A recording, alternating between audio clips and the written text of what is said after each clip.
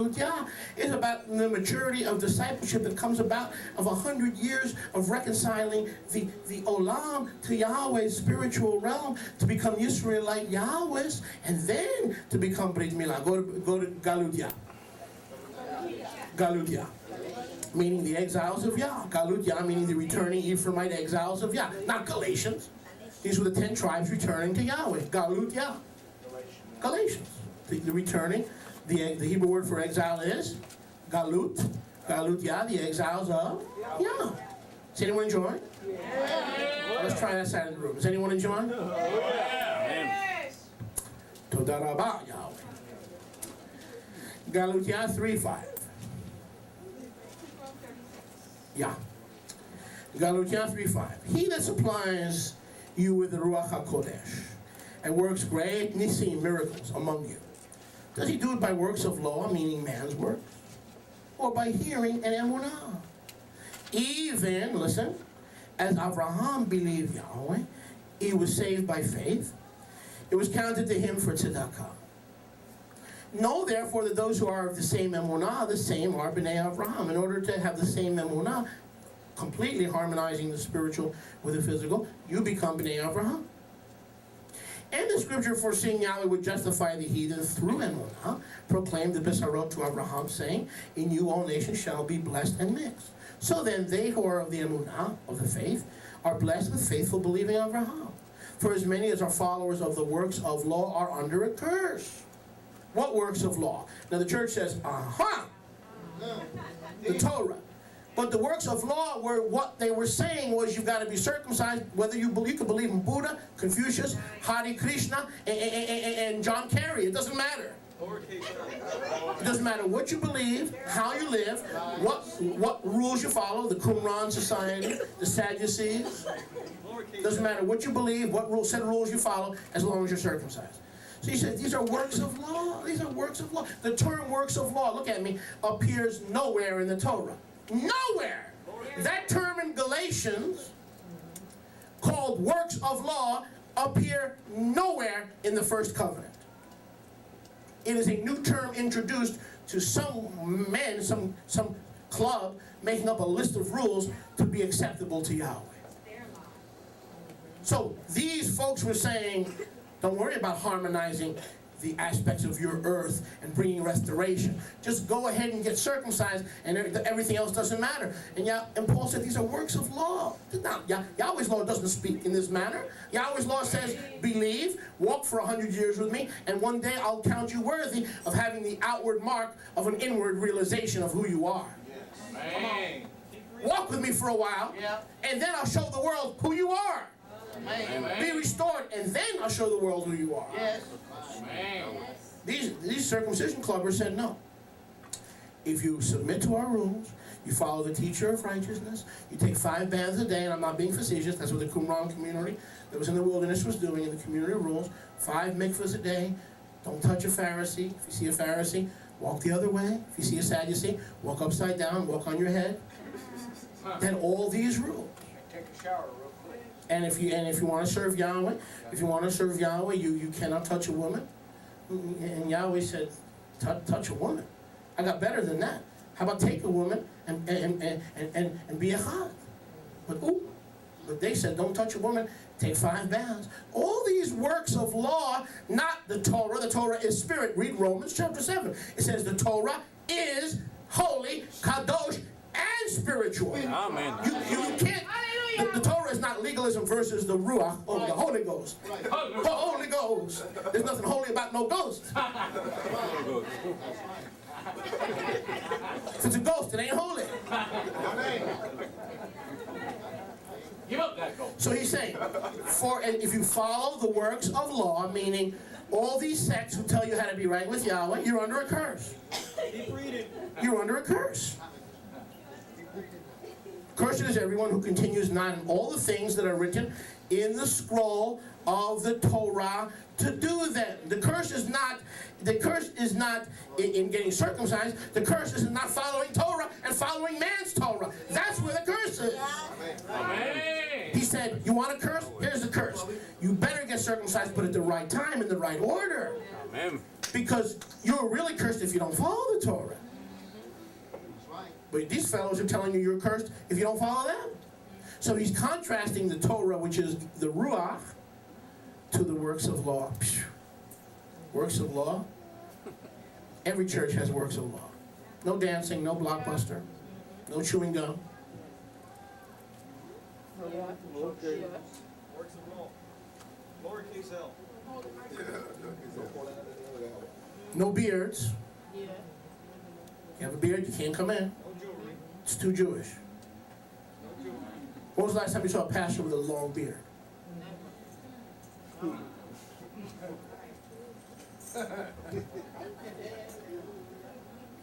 Or a hat. And Yahweh said, don't shave the corners, meaning don't ever be clean shaven, man. What do they specialize in? What is their specialty? They see a whisker, they throw you out of the cemetery. Facial hair. Ah! Somebody pull the alarm. Facial hair. I know what I'm talking about. Where were we? Now jump down to verse 17. Galutia 3:17. Galutia 3:17.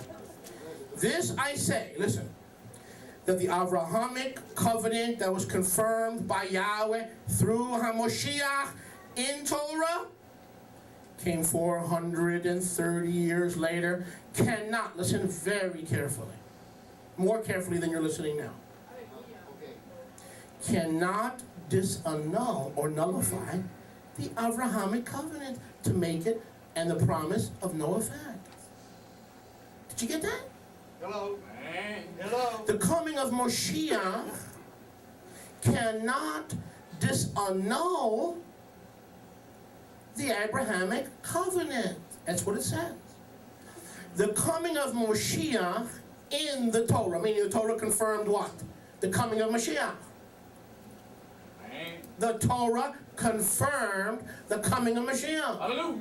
So the same way the Torah confirmed Moshiach, Moshiach's coming confirms the Tikun HaOlm of the Avrahamic covenant. That's what it says. Read it.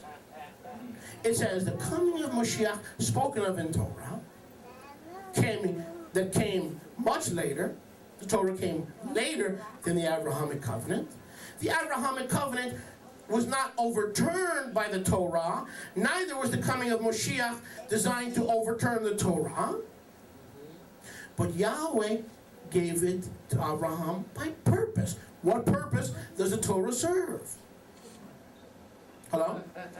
It was added because of transgressions until the Zerah should come to whom the promise was made. So that the Avrahamic covenant is not overturned by the Torah, and the Torah is not overturned by the Moshiach. You seeing this? What is Yahweh saying here, really? Stop your dispensationalism. Yahweh builds his kingdom by stacking his covenants. The newer revelation, the fuller revelation, never negates the prior revelation. Yahweh can walk and chew gum at the same time. So the Torah expands, gives insight into the Abrahamic covenant. The renewed covenant gives insight and expands the first covenant. He stacks his kingdom and he builds the opposite of the Migdal Babel. It's the opposite of the Tower of Babel. He builds his kingdom through progressive stacking of covenants. He doesn't go, ooh, ooh. In order to put another covenant on man, I have to remove the old one, because the old one was no good. So because the old one was no good, and I made a widow mistake, I'll send my son. We used to believe that.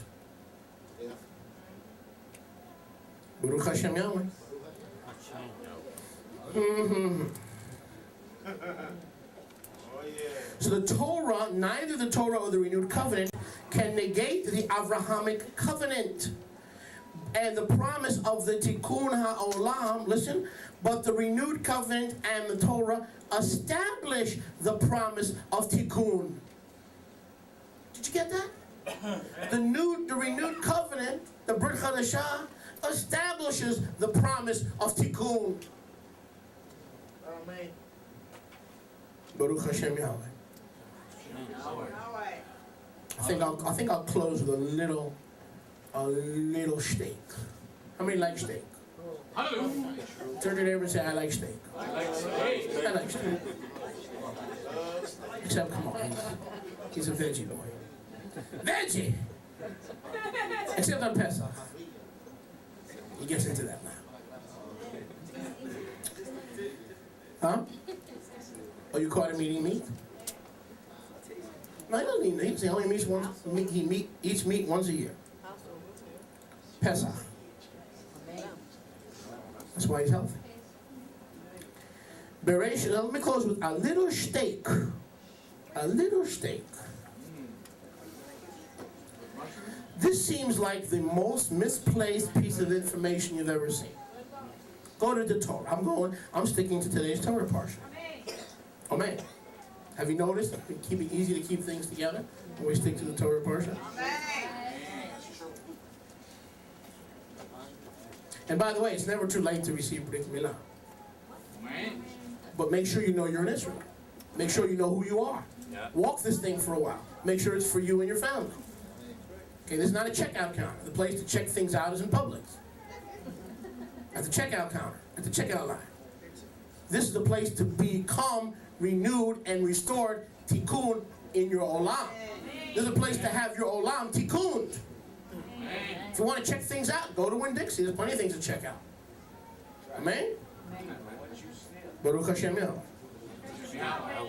Bereshit 14. Now this, in today's parsha, we see this, and it's like, can we talk?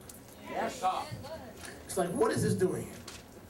We know Abraham lost his nephew Lot, and his nephew Lot was taken captive, and so he went to war to recapture his nephew Lot, right? That's in the very, very what? Pashat. Let's drop down to the what? To the remez, to the hint. Hint, hint, hint. What does Yahweh say here? What was today's message all about, Abraham? Tikun HaOlm. A study in the life of. We just read the coming of the Brit Hadashah and Moshiach never reneged the promise of the Abrahamic covenant. Rather, it established it.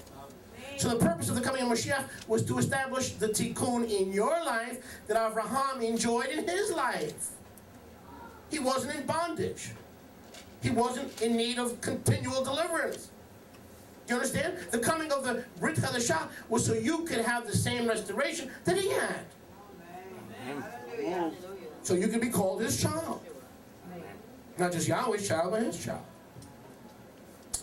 We see here a war. What is it called in theology?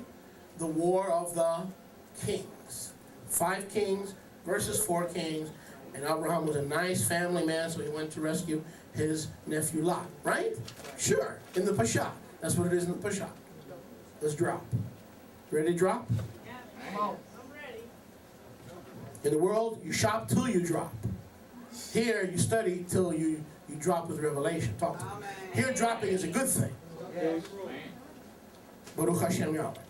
I said Baruch Hashem Yahweh. I said Baruch Hashem Yahweh.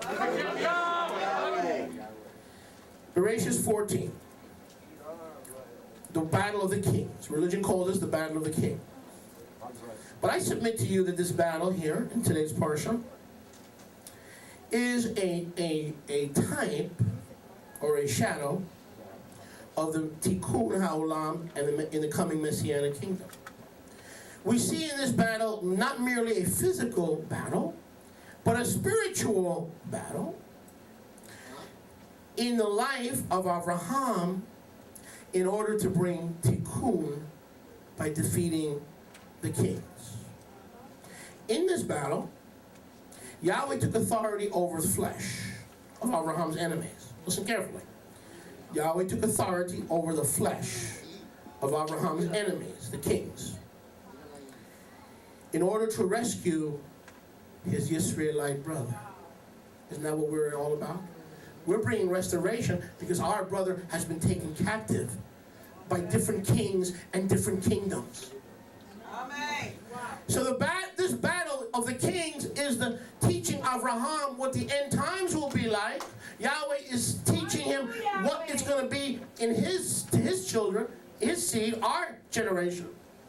that in our generation, we're going to have to rescue our brother, our cousin, our nephew, not just from the world systems, but from political systems, from kings, and from religions. So this is here saying, before Abraham can receive Brit Milah, he's got to go to war.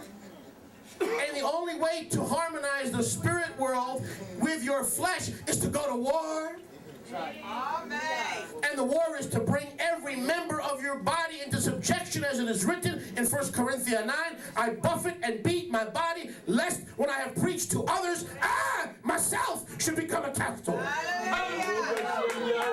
I deny my body.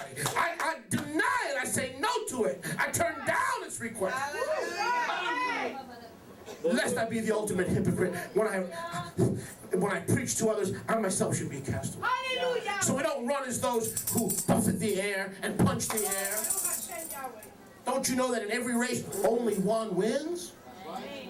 Only one attains the crown? Which one? Israel.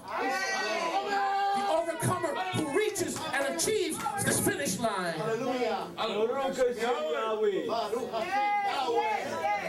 There's many running.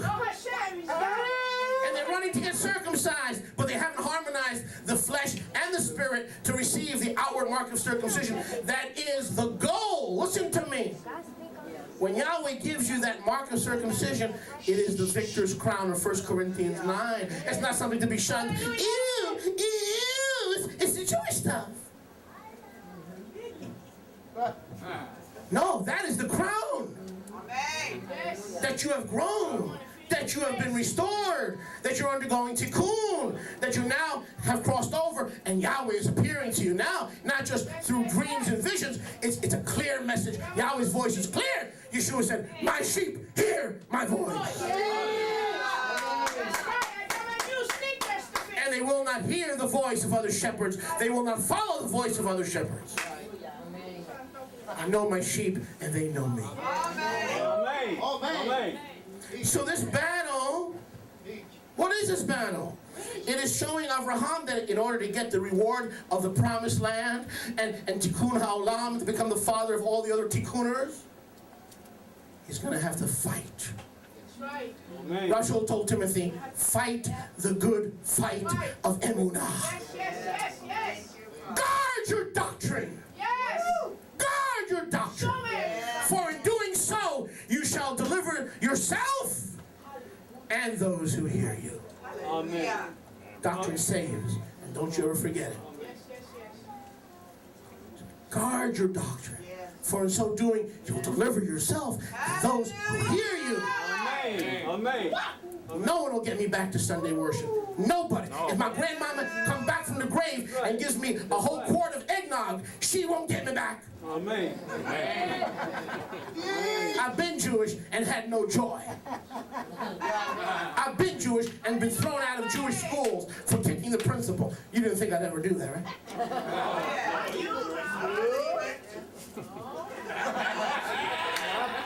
I was Jewish and I got thrown out of Jewish schools, and that's hard to do when your father is paying $10,000 a year to keep you there. Okay. They said, we don't want the money, just get rid of the kid.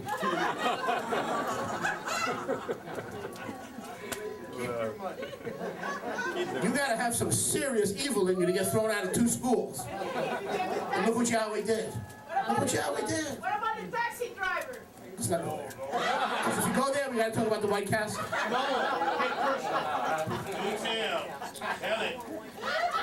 And once the White Castle gets secret about, my ministry is over. When they find out I used to eat White Castle, you already know. Okay. I'm about to buy it. Baruch Hashem. So, but he was learning. Could Yahweh have rescued Lot? Yes. But he wanted Abraham to wage war. To learn that building Israel and restoring Lot to the clan. Was not Abraham's family a clan? Yes. To restore Lot to the clan required a lot of work, a lot of labor, a lot of sweat, and a lot of warfare. We are only going to spread this message when we become instruments of Tikun, and only then through much labor, 50 years, 40 years, and then one day you're going to be circumcised. Because that's going to be your crown, that you've achieved the race, that you've run the race, you've gotten the crown. What crown can we possibly get? Yahweh's not going to let us go to the Olympic Games. Most of us wouldn't qualify for the Olympic Games. So what crown are we getting? If they got a victor's crown in a marathon, what do we get? We get the harmonizing, the full harmonizing of our flesh with our spirit. Baruch Hashem Yahweh. Is this stuff good or what?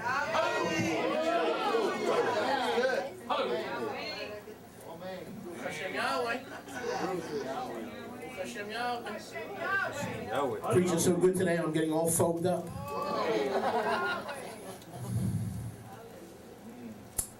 So now wait a second.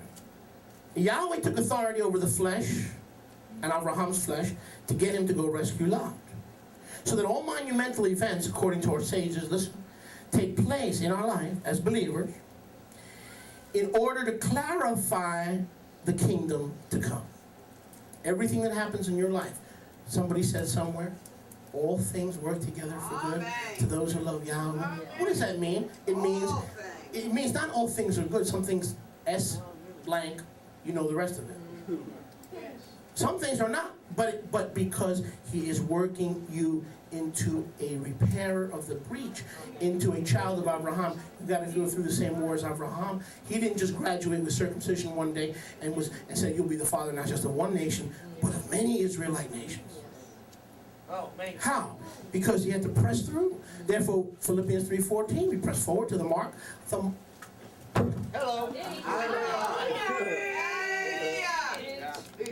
Proclaim it. Proclaim it. Proclaim it. Baruch Hashem Yahweh. We press forward to the mark of the high calling of Yahweh. What mark? What mark? The church world, a mark? Well, it must mean a bullseye. What mark? The same mark that the church told us is just for the Jews. Philippians 3:14, we press forward to the mark of the high calling. What calling? Tikun HaOlm. So that which they told us is Jewish legalism is the mark of the high calling. Meaning we ran the race, we finished the course, we've kept the faith, and henceforth is laid up a crown of righteousness, not just for us, but for all those who believe. Amen. Go ahead and praise somebody.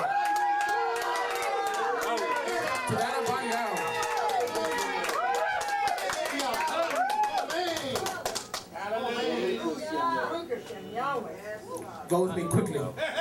We close with this. Matthew 24. I could close there, but I'm not a rock star. I want to close in the roof. I could close on a high, but that doesn't matter. I want to give you what Yahweh showed me. Matthew 24. Matthew 24. But my rock is a star. That's true. Baruch Hashem Yahweh. Matthew 24:4. Man, I didn't see that till I was preaching.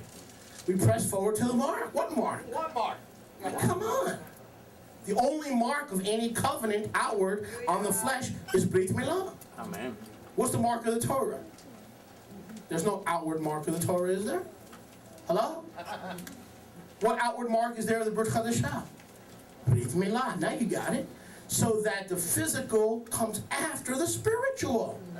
When you have the born-again experience or the spiritual Brit Milah, when you end your race, then you'll have the physical Brit Milah, and the Galatians had it all backwards. They were getting clipped left and right, and they didn't know Yahweh, they hadn't grown in Yahweh, they hadn't fought the battle of the kings, they hadn't rescued one lot from the enemy. Not one lot was rescued from the enemy, but they wanted that outward mark. That's thievery. That's what Askel was talking about before. That's thievery. Trying to steal the prize without paying the price in the battle of the kings. Meaning when you fight this Israelite faith, you're not just going to be battling just, little Annie on Broadway. You're going to be wrestling principalities, powers, and spiritual wickedness, Ephesians 6:12, in high places. You're going to be fighting kings. Entire denominations, the forces of hell are going to come against you. Who do you think you are teaching circumcision when Christ has redeemed us from the curse of the law? No, he's redeemed us from the curse of not doing the law.